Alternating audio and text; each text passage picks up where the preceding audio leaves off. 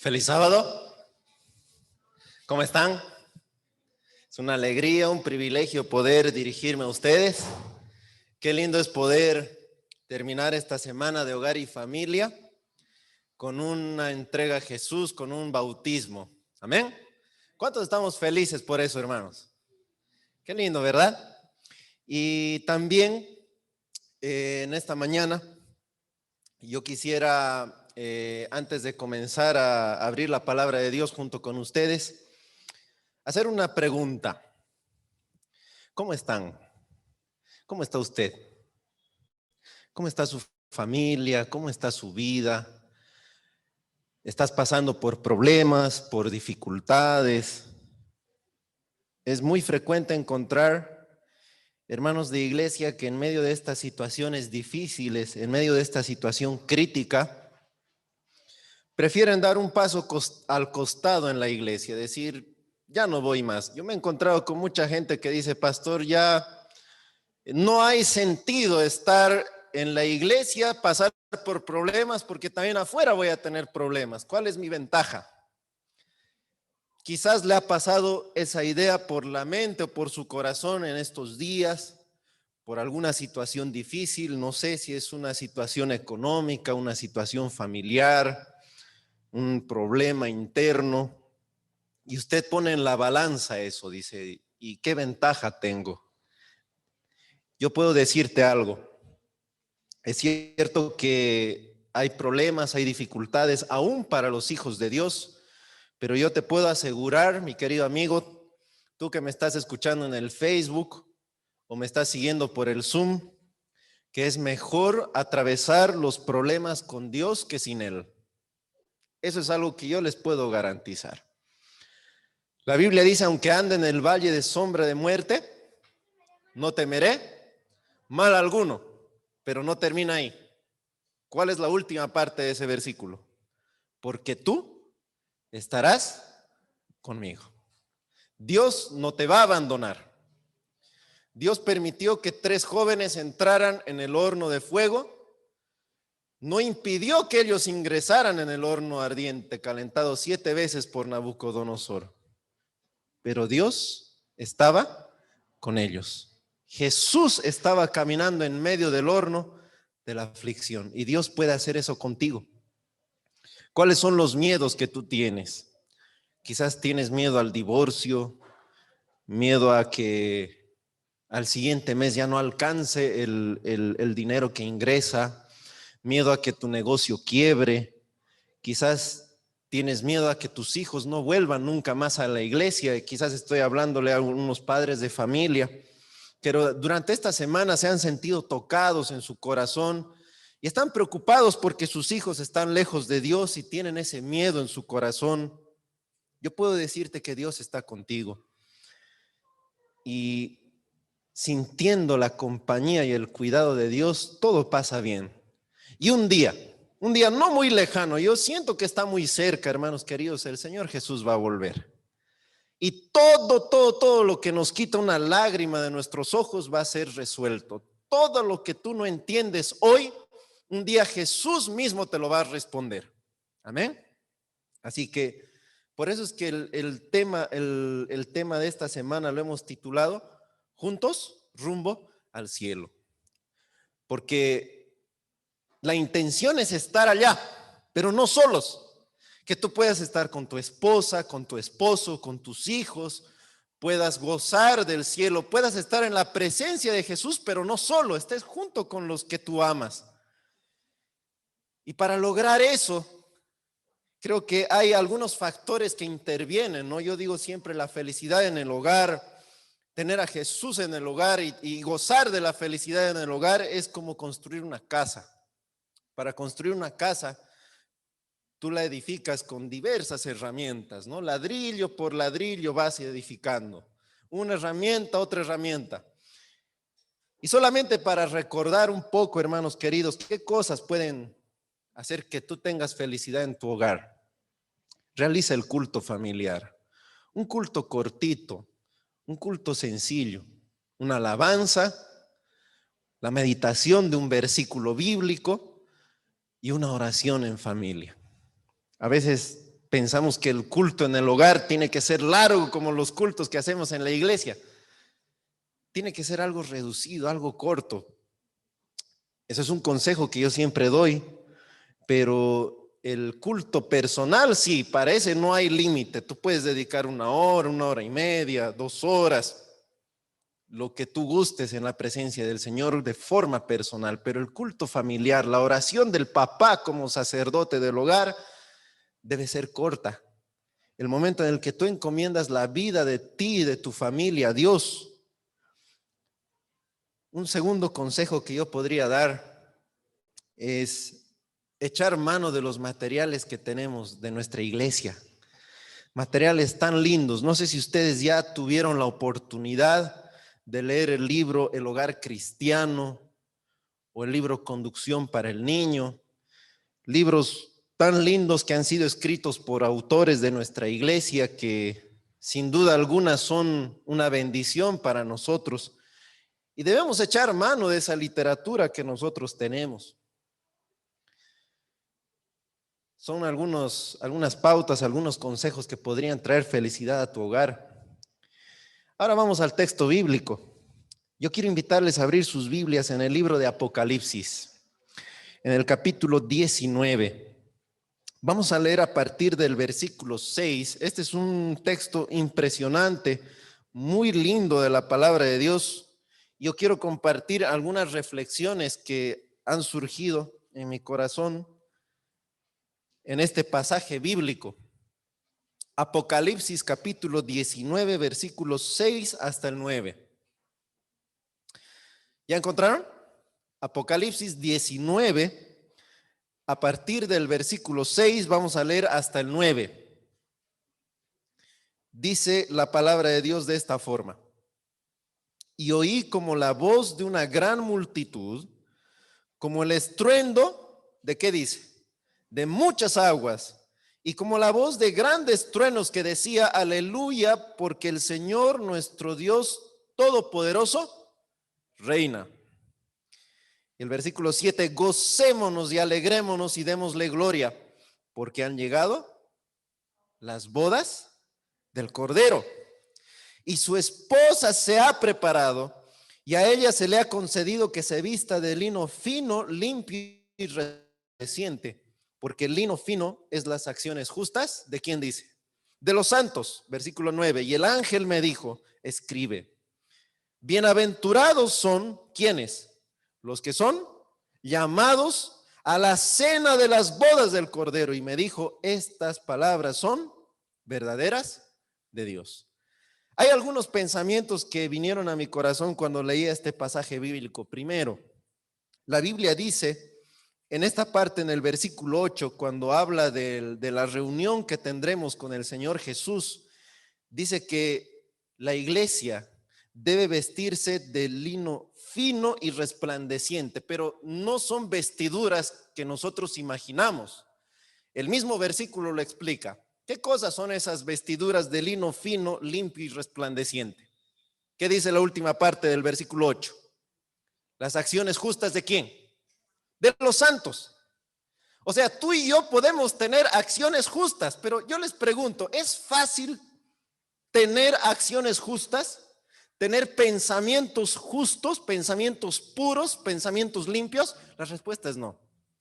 Somos bombardeados con tanta cosa mala en el internet, en la televisión, y es un reto realmente mantenerse limpio. Pero en este versículo dice que Dios quiere que tú seas limpio, amén.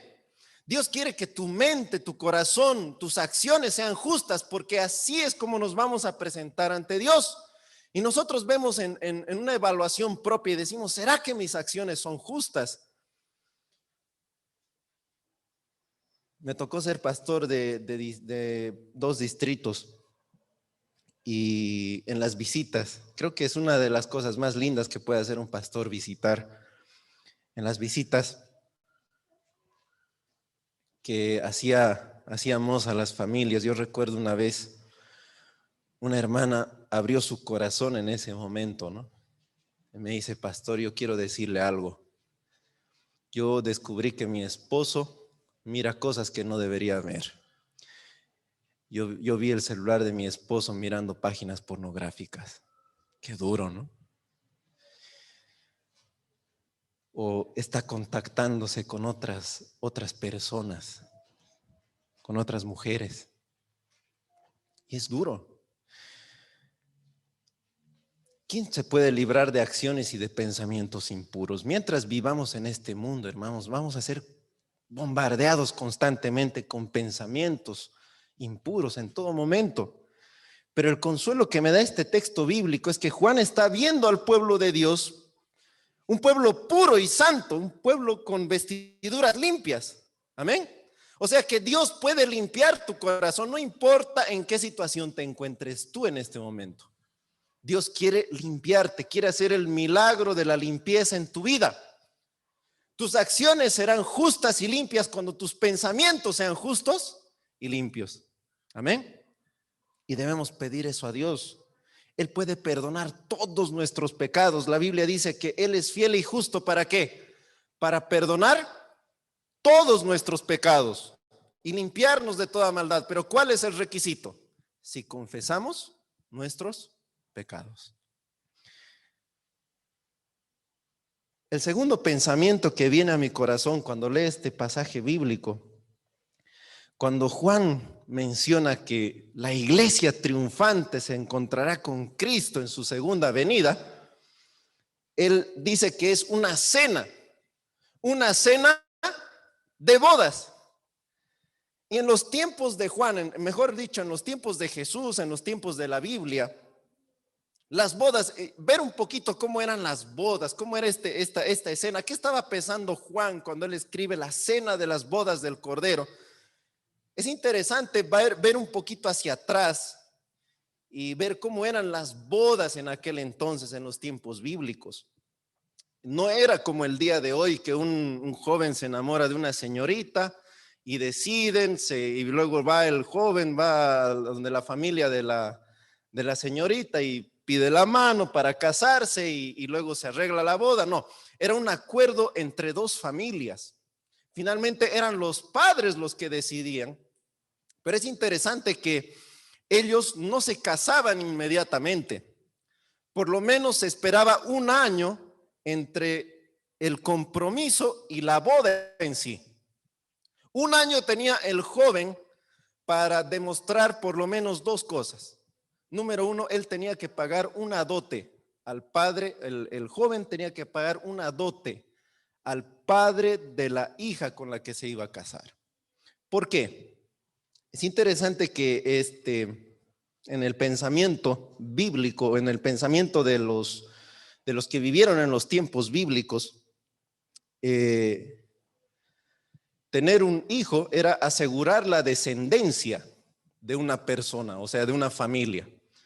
Pero si en la familia nacía una hija, la descendencia iba a ser para el que se casaba con la hija. Me dejo entender. Si tú tenías un hijo varón, estaba asegurada tu descendencia, pero si tenías una hija mujer, ella se iba a casar con un hombre e iba a perpetuar la descendencia del suegro en este caso. Entonces, ¿qué es lo que hacía el padre de la hija? Él pedía una dote como tipo una indemnización, porque estaba perdiendo algo muy preciado como es su hija. Entonces, para pagar esta dote, el pretendiente tenía que trabajar durante un año recolectando dinero y número dos, él tenía que demostrar que tenía un lugar donde llevar a vivir a la hija que estaba sacando. Tenía que tener una casa al final de ese año. Por eso es que cuando Jesús en Juan capítulo 14, ustedes recuerdan que dice, no se turbe vuestro corazón, creéis en Dios, creed también en mí. Dice, y si me voy y os preparo lugar.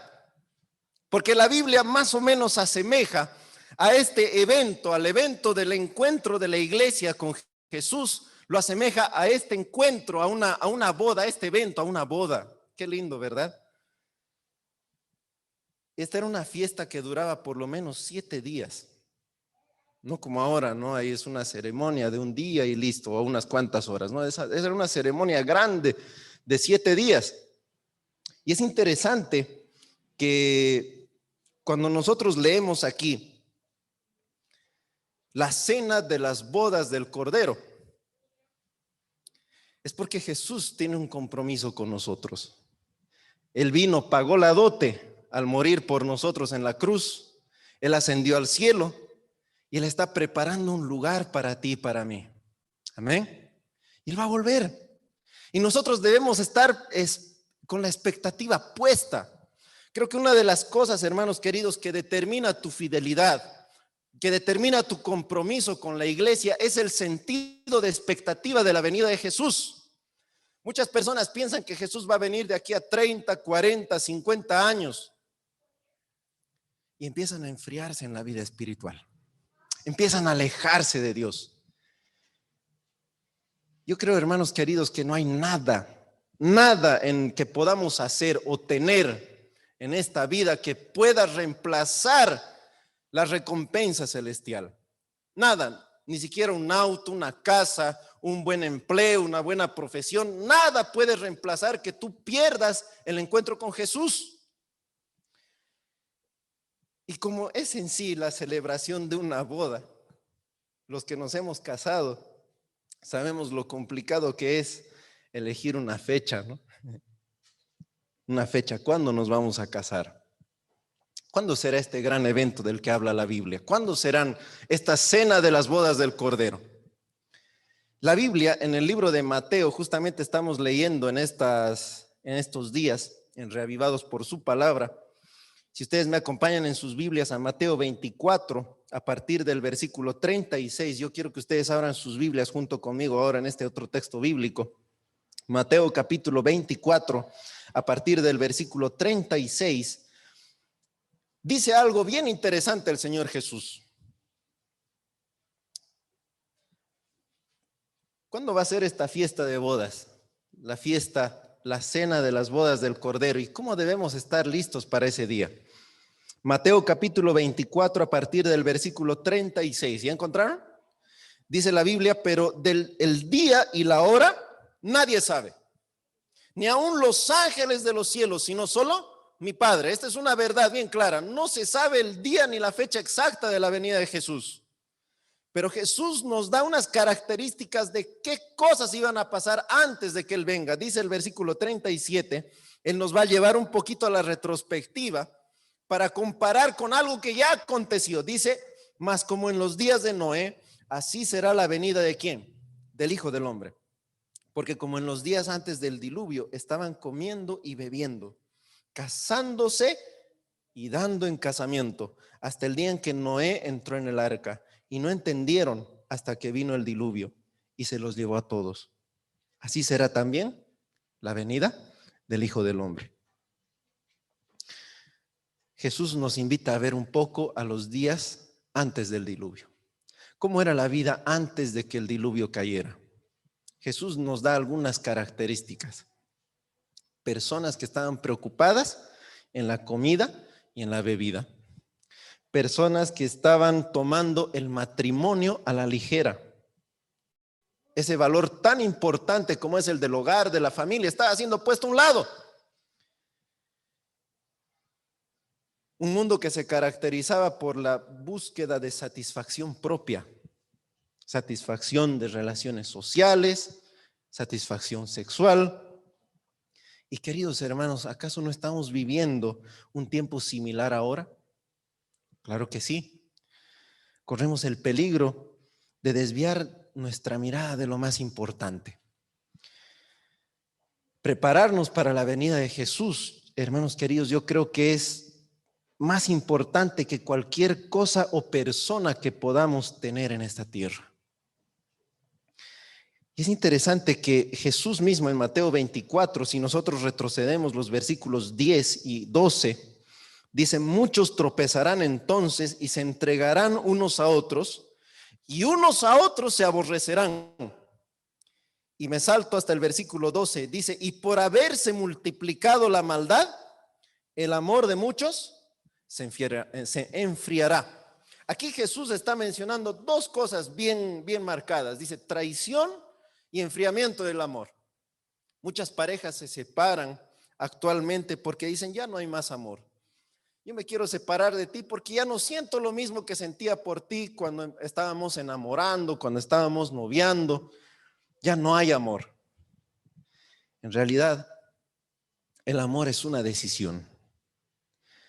Al igual que Jesús, que Él vino no para ser amado, sino para sufrir.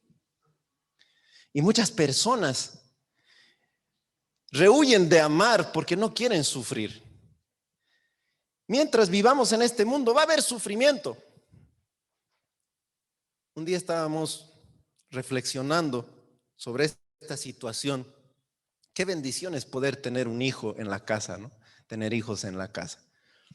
Quienes tienen hijos saben ese privilegio que Dios les ha concedido, esa felicidad, pero también se sufre.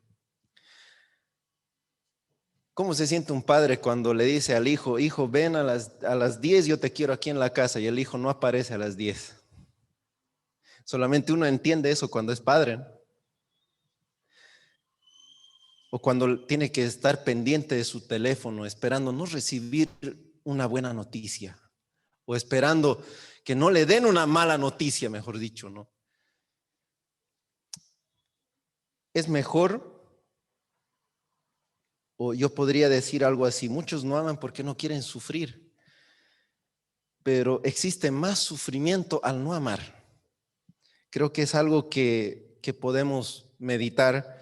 Y aquí dice Jesús, una de las características de los últimos días es el enfriamiento del amor. ¿Cómo debemos amar? En Mateo capítulo 5, también leímos en Reavivados por su palabra, a partir del versículo 27.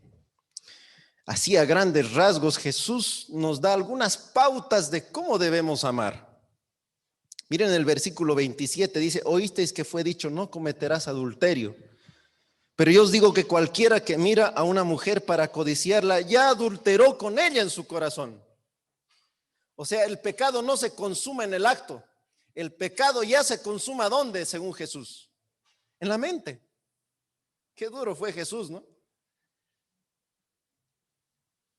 Tú quieres que exista más amor en tu vida, en tu corazón, en tu hogar. Empieza cuidando tus pensamientos, las decisiones que tomas en tu mente. Versículo 31, Jesús también habla de otro tema del hogar. Mateo 5:31 dice, también fue dicho, cualquiera que repudie a su mujer, dele carta de divorcio. Pero yo os digo que el que repudia a su mujer, a no ser por causa de fornicación, hace que ella adultere. Y el que se casa con la repudiada comete adulterio. También Jesús está poniendo en su lugar la santidad y exclusividad del matrimonio. Y el versículo 37 me interesa mucho. Dice, pero sea vuestro hablar sí, sí, no, no. Porque lo que es más de esto, de mal, procede. Tú quieres amar de verdad, sé fiel a los votos que tú hiciste un día, al compromiso, a las promesas que tú hiciste un día en el altar delante de Dios. Que vuestro hablar, dice, sea sí, sí y no, no.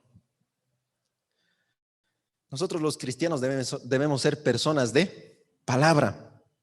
Qué lindo es encontrar un padre de familia que dice, bueno, vamos a hacer esto este domingo y no varía su palabra, no varía sus compromisos. Eso también incentiva el amor en el hogar. Y el versículo 44 dice, pero yo os digo, amad a vuestros enemigos, bendecid a los que os maldicen, haced bien a los que os aborrecen y orad por los que os ultrajan y os persiguen, para que seáis hijos de vuestro Padre que está en los cielos, que hace salir su sol sobre malos y buenos y que hace llover sobre justos e injustos. Aquí hay otra enseñanza maravillosa. Aquí dice, ¿cómo convivir con alguien que no nos trata bien? ¿Cómo convivir con alguien que no corresponde al trato que nosotros le damos?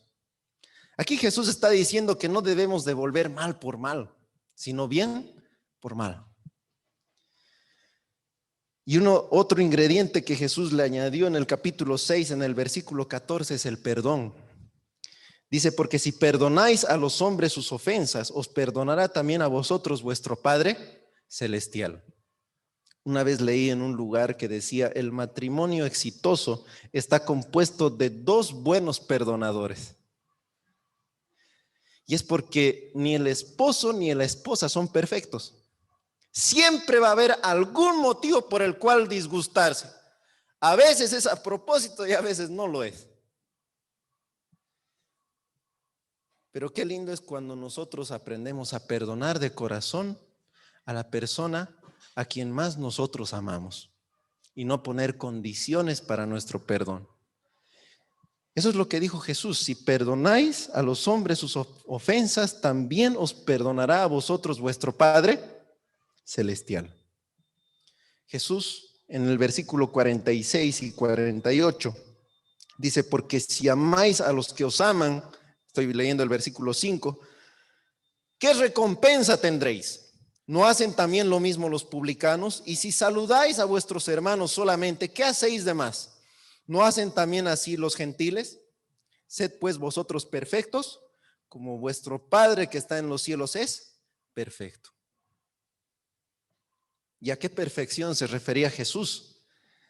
Creo que Jesús se refería a hacer las cosas lo más semejantes a lo que Él pudiera hacer o a lo que Él ya hizo por nosotros. Creo que eso es la perfección. Y vamos a un texto más de la Biblia. Yo quiero invitarles a abrir sus Biblias en Apocalipsis capítulo 22, los versículos 14 y 17. ¿Cómo estar listos para ese gran encuentro, esa gran cena de las bodas del Cordero? Dice el versículo 14, Apocalipsis 22, 14, dice, bienaventurados los que lavan sus ropas. Ahí vuelve a mencionar la idea de tener las ropas limpias, para tener derecho al árbol de la vida y para entrar por las puertas de la ciudad. Para estar ahí nosotros debemos, hermanos queridos, aceptar la invitación de Jesús. Jesús dice, lava las ropas. Las ropas siempre se van a ensuciar mientras vivamos en esta vida. Pero el consuelo es que el Señor Jesús quiere limpiarnos. Amén. Y dice el versículo 17, dice, y el espíritu y la esposa dicen, ven, y el que oye diga, ven, y el que tiene sed venga, y el que quiera tome del agua de la vida gratuitamente. ¿Saben? Para quienes ya nos hemos bautizado, el habernos bautizado no es una garantía que sí o sí vamos a estar en el cielo. Nosotros necesitamos pedir un nuevo corazón a Jesús todos los días. Necesitamos pedirle que Él renueve nuestra mente y nuestro corazón cada día. Es un trabajo diario, es un desafío que tú y yo tenemos. Y para quien no se ha bautizado, quizás aquí en nuestro entorno, en el Zoom, en el Facebook, hayan personas que todavía no han dado este lindo paso, esta linda decisión. El Señor nos hace un llamado aquí. Dice, el espíritu y la esposa dicen, ven. Y el que oye diga, ven. Yo quisiera en esta mañana hacer un llamado para todos en conjunto. Una invitación especial. Durante toda esta semana hemos visto la importancia de cuidar el hogar, de cuidar la familia como un tesoro, un tesoro preciado que Dios nos ha dado. Esta mañana nosotros hemos visto que Dios nos invita a esa gran cena de las bodas del Cordero que van a ser de aquí a no mucho tiempo. Un día Jesús va a volver y nosotros debemos estar listos. Esta era está marcada de una generación donde se está enfriando el amor. Y es donde nosotros debemos ahora más que nunca hacer un compromiso en nuestro hogar. El amor hacia tu cónyuge, el amor hacia tus hijos. Yo quisiera que en esta mañana podamos renovar ese lindo compromiso. En esta mañana yo quiero invitarte a que tú puedas estar al lado de tu esposo, de tu esposa. Yo voy a pedirle a mi esposa que venga aquí al frente también, por favor. Nosotros vamos a hacer una oración. Queremos hacer una renovación de esa decisión que un día tomaste. para estar presente en ese día, para que el Señor pueda purificar tu corazón el día de hoy y para que todo lo que nosotros hagamos siempre sea de acuerdo a la voluntad de Dios. Yo quiero invitarte a que tú estés junto a tu esposo, a tu esposa en esta mañana, puedas tomarle de la mano, puedas abrazarle si tú gustas. Vamos a hacer una oración, porque sin duda alguna todos nosotros debemos estar juntos en el cielo. Vamos a estar ahí junto a nuestro cónyuge. Si no estás en este momento con la persona que tú amas ahora, puedes abrazar a tus hijos. Vamos a orar y vamos a pedirle a Dios que Él renueve ese compromiso en nuestro corazón. Vamos a orar. Amado Dios, gracias te doy, Señor, por esta semana. Gracias te doy, Señor, porque tú nos invitas a ese lindo evento. Un día nosotros queremos estar en el cielo, pero no queremos estar solos, queremos estar junto a ti. Y en esta mañana nosotros tenemos junto con nosotros a nuestro cónyuge. Algunos tienen a sus hijos a su lado abrazándolos. Nosotros queremos ir juntos al cielo, Señor. Pero para estar ese día necesitamos que tú limpies nuestro corazón, limpies todas nuestras acciones, nuestras actitudes, nuestros pensamientos. Nos ayudes a ser mejores perdonadores, Señor. Yo quiero pedirte que renueves esos compromisos, ese compromiso que nosotros hicimos un día, Señor, al casarnos. Y que, Señor, podamos permanecer firmes hasta el día en el que tú vayas a retornar. Que podamos estar listos para ese lindo evento, esa cena de las bodas del Cordero. Podamos, Señor, recibirte de brazos abiertos.